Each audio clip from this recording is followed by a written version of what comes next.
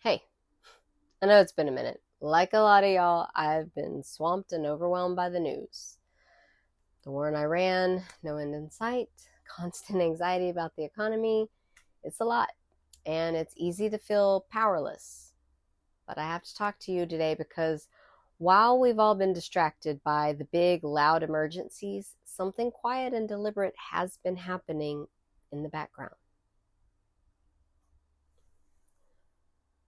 They're using the chaos as cover.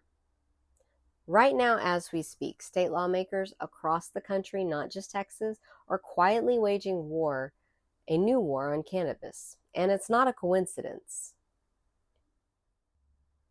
This is a classic political playbook. Never waste a crisis. When the public is overwhelmed with information and scared about the future, that's the perfect time for powerful interests to ram through unpopular policies that benefit them. And that's exactly what's happening. We're seeing a coordinated crackdown, a clawback of the rights that we thought we'd made progress on in cannabis and lots of other areas. They're banning access to the plant in its most natural form, dried flower. Why? Why flower? Well, it's the one thing they can't really fully control. While the government has patented cannabinoids, they can't stop you from growing a plant in your own backyard.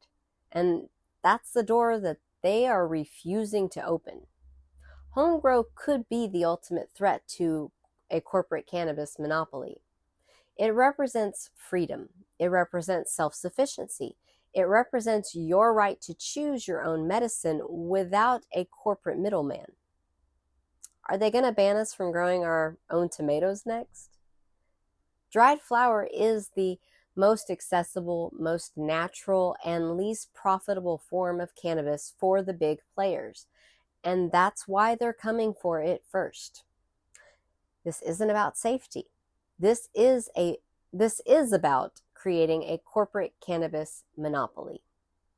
They want a system actually where the only cannabis that you can get is a highly processed, lab-created product sold by the same corporate giants that already have their fingers in alcohol, tobacco, and pharmaceutical industries.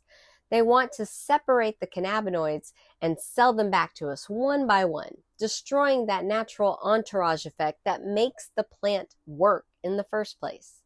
They want to control the market, and they're using the power of the state to do it while you're not looking. This is how our rights erode. Slowly, quietly, while we're focused on the many fires right in front of us, understandably. They have spent 50 years lying to us, and now that propaganda is ramping right back up. They want you to forget that this is all one plant.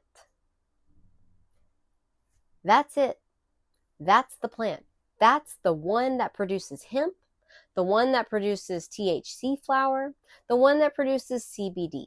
It is all the same plant with a spectrum of natural compounds.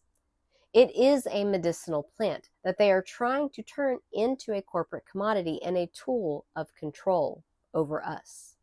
Because let's be clear, outdated marijuana laws are still one of the most effective ways to disenfranchise voters and keep people tangled up in the criminal justice system, which also conveniently keeps them out of the democratic process often. This isn't just about cannabis.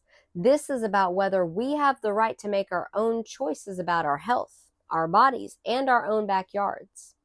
It's about whether our democracy serves us or a handful of corporate donors.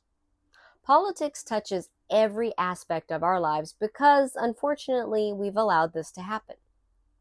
So even though I'm tired, you're tired, the world is on fire, we have to start talking loud, louder than their propaganda, louder than the distractions, because they are counting on our silence.